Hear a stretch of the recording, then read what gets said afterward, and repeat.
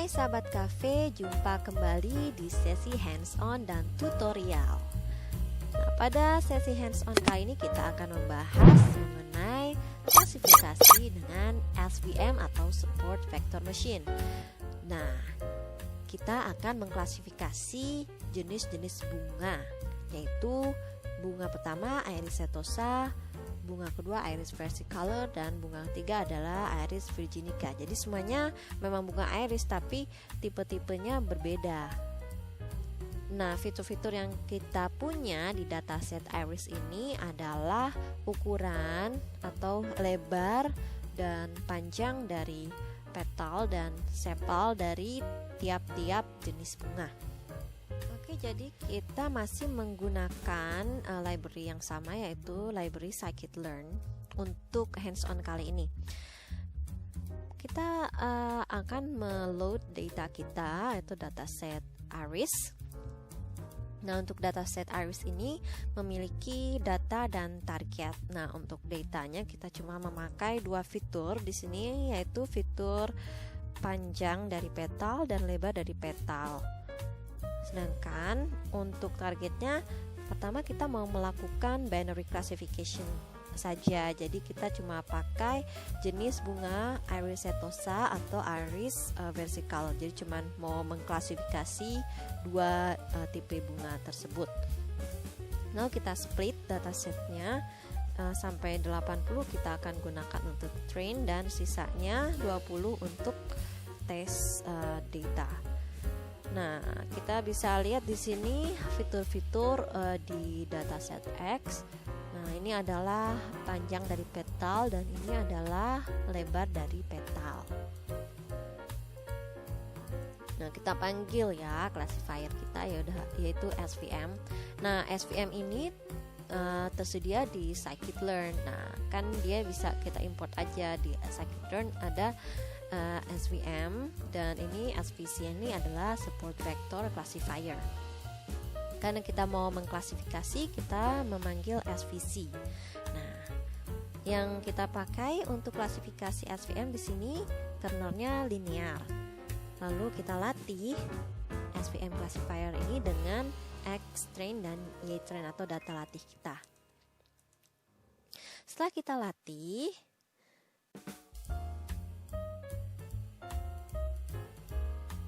plot decision boundary-nya dari si SVM classifier ini.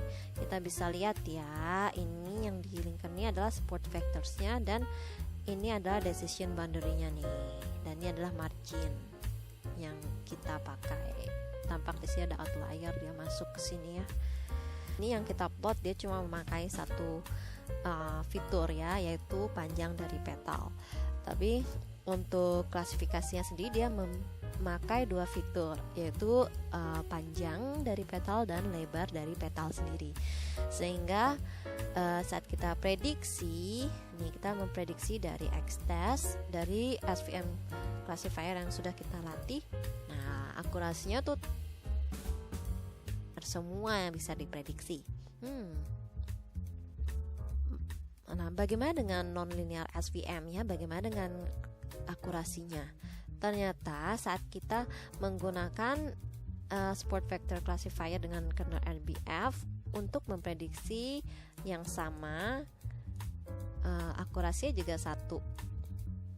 Misalnya kalian bisa lihat datanya ini bisa dipisahkan dengan baik secara linear, karena itu kernel linear pada SVM classifier ini bekerja dengan baik karena datanya itu mudah untuk dipisahkan.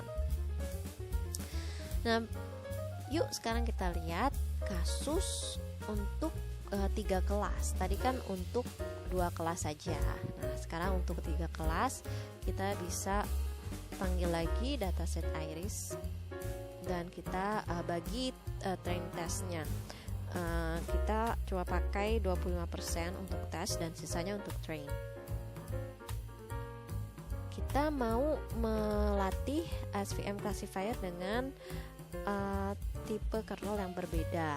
kita punya SVM yang linear di sini, lalu kernel RBF, SVC, dan SVM dengan kernel polinomial. Nah, kita set C ini sebagai parameter regularisasi.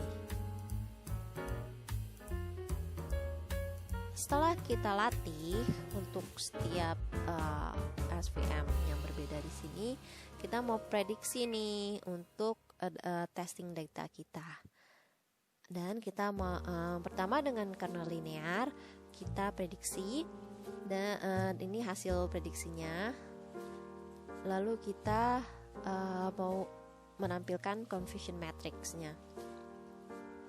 Bagaimana baik dia si SVM dengan kernel linear ini memprediksi